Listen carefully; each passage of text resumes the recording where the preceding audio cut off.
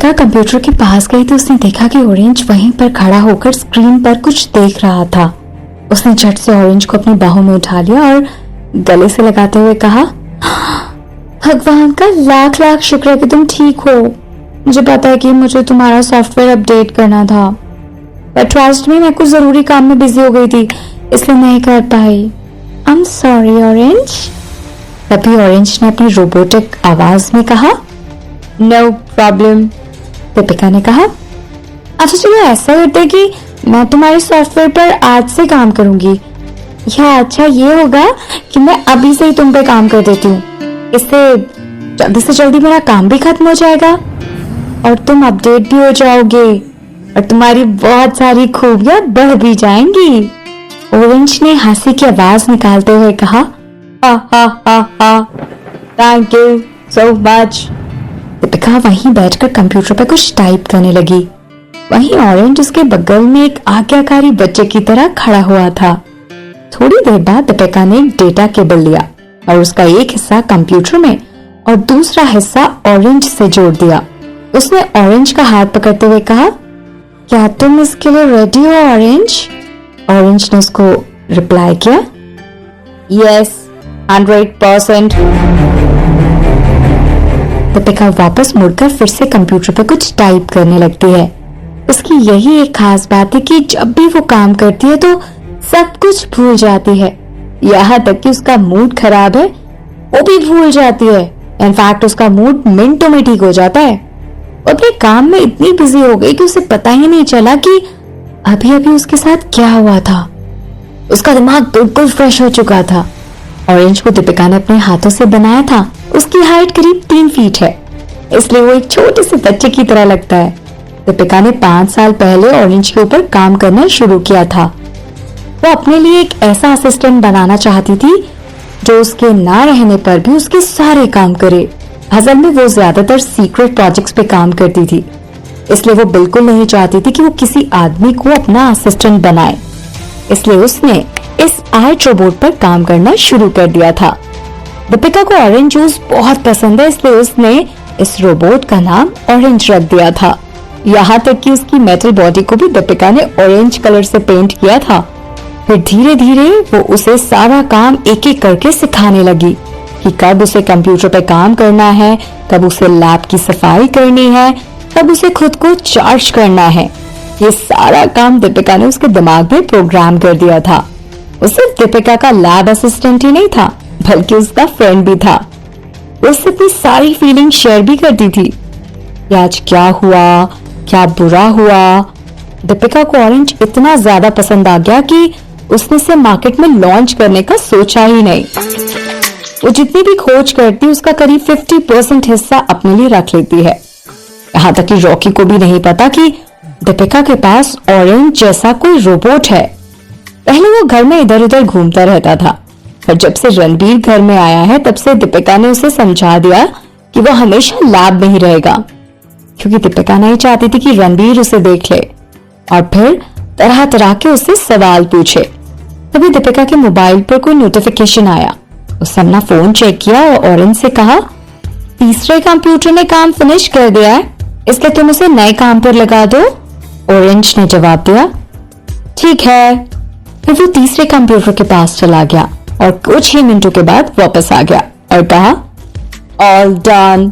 तभी दीपिका ने सीरियस होकर कहा, हमारे मास्टर प्लान को लाने में अब ज्यादा समय नहीं है, इसलिए ये बताओ कि इन्फिनिटी सॉफ्टवेयर का काम कैसा चल रहा है? ऑरेंज ने जवाब दिया, अभी तक तो सब कुछ टाइम पर है, ज्यादा से ज्यादा 2 महीने में सॉफ्टवेयर बनकर तैयार हो जाएगा। दीपिका ने कहा, क्या तुम श्योर हो? इसे एक बार और चेक करके बताओ।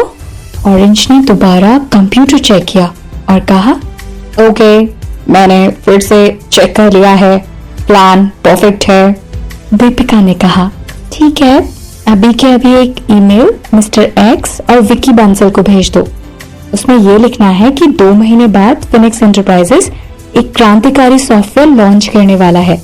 उनसे कहो कि वो लोग मार्केटिंग डिपार्टमेंट को बता दे, जिससे वो लोग इसकी तैयारी कर लेंगे। थोड़ी देर बाद ऑरेंज ने जवाब दिया, ठीक है, आपके अकॉर्डिंग मैंने ईमेल भेज दिया है। दीपिका ने प्यार से उसे कहा, गुड जॉब। और हाँ, इस बात का भी ख्याल रखना कि सॉफ्टवेयर टाइम पर कंप्लीट हो जाए, ओके? और इसके बारे में ना हर एक अपडेट मुझे टाइम से देते रहना, ऑरेंज।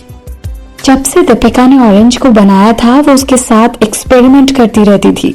वो फिलॉसफी से लेकर साइकोलॉजी तक की किताबें ऑरेंज के सिस्टम में डालती रहती थी, इससे वो किसी के चेहरे को देखकर ही समझ जाए कि उस आदमी को उस वक्त कैसा फील हो रहा है। जब से दीपिका लैब में आई थी, तब से ऑरेंज उसे बड़े ही ध्यान से देख रहा था। ऑरेंज ने अचानक कहना शुरू कर दिया, सैड सैड सैड। ये सुनकर दीपिका चौंक गई। वो ऑरेंज की तरफ देखने लगी और मन ही मन सोचती है, अरे इससे अचानक क्या हो गया, क्या हो रहा है इसके साथ? उसने ऑरेंज से कहा, तुम क्या बोल रहे हो ऑरेंज? तुम्हें कब से सैड सैड फील होने लगा बाबा? ऑरेंज दीपिका की तरफ मुड़ा और कहता है, no you said, why you said? ये सुनकर दीपिका आश्चर्य से ऑरेंज को देखने लगी और मन ही मन कहती है, क्या इसने अभी अभी मेरे इमोशंस पढ़ लिए हैं? मैंने तो दूसरे लोगों के ऊपर इसे यूज करने के लिए सिखाया था और ये महाशय तो मेरे ही ऊपर इसे यूज कर रहे हैं। दीपिका ने उसे गुस्से में कहा, लिसन, अब ना तुम कोई भी फालतू बात नहीं करोगे ऑरेंज, ओके? अपने काम पे ध्यान दो। ऑरेंज को दीपिका की आंखों में गुस्सा नजर आ रहा था। थोड़ी देर कैलकुलेशन करने के बाद उसने कहा, बैड मूड, क्या आप एक जोक सुनना पसंद करेंगी? ये सुनकर दीपिका को और गुस्सा आ गया। उसने कहा, लिसन ऑरेंज, मुझे कोई जोक नहीं सुनना है, अभी मुझे प्लीज आराम करने दो, नहीं तो ना मैं तुम्हें ना अलमारी के अंदर बंद कर दूंगी, ओके? ऑरेंज चुपचाप जाकर कोने में खड़ा हो गया और कहता है, ओके एज यू से। उसके बाद दीपिका अपने कंप्यूटर पे काम करने लगी। वो लगातार 6 घंटे तक कंप्यूटर पे काम करती रही। एज यूजुअल, जैसा कि वो हमेशा काम करती है, और वक्त कितना हो गया उसे याद ही नहीं रहता। ऐसा ही उस दिन हुआ। उसे पता भी नहीं चला कि आखिर बाहर चल क्या रहा है और टाइम कितना हो गया है। कंप्यूटर पर काम खत्म करने के बाद उसने ऑरेंज को अपने पास बुलाया और उसे टेबल पर रखते हुए कहा, मैंने तुम्हारी सारी सेटिंग पूरी कर दी है, अब इसे अपडेट करने में करीब 3 घंटे का टाइम लगेगा, क्योंकि ऑरेंज में नहीं चाहती कि तुम्हारा सिस्टम खराब हो जाए, इसलिए मैं तुम्हें स्लीप मोड में डाल दूंगी और तुम 3 दिनों तक आराम से सोते रहोगे। ऑरेंज ने जवाब दिया, ओके। दीपिका ने ऑरेंज को स्लीप मोड में डाल दिया और उसके सिस्टम को अपडेट मोड पर डाल दिया। अब दीपिका के पास कोई काम नहीं बचा था, इसलिए अब उसे थोड़ा बोरिंग फील होने लगा। वो अपनी लैब में टहलने लगी, तभी उसके दिमाग में एक आइडिया आया। उसने दरवाजे का पासवर्ड डाला और उसे खोलकर बाहर चली गई। असल में लैब के अंदर एक दरवाजा है जो जंगल की तरफ खुलता था और एक दरवाजा उसके कमरे की तरफ खुलता था। अपने लैब से बाहर निकलकर दीपिका फूलों को देखने लगी। उसने लैब को इस तरह से डिजाइन किया था कि वहां पर कोई भी जंगली जानवर कभी नहीं आ सकता था। इसके चारों तरफ कटीले तार लगे हुए थे और उसने लैब के चारों तरफ बहुत सुंदर सा बगीचा बनाया हुआ था। यहाँ तक कि अंदर से भी लैब पूरा अंडरग्राउंड था। बाहर की हवा या रोशनी लैब तक नहीं पहुंच पाती थी। उसने लैब के अंदर ही सारी सुख सुविधाओं का इंतजाम कर रखा था, इसलिए वहां पर कोई भी इंसान बड़ी आसानी से रह सकता था। वो लैब से बाहर निकलकर वहीं एक बांस के बने झूले पर बैठकर पेड़ों को देखने लगी। वहां से आकाश बिल्कुल साफ साफ दिखाई दे रहा था।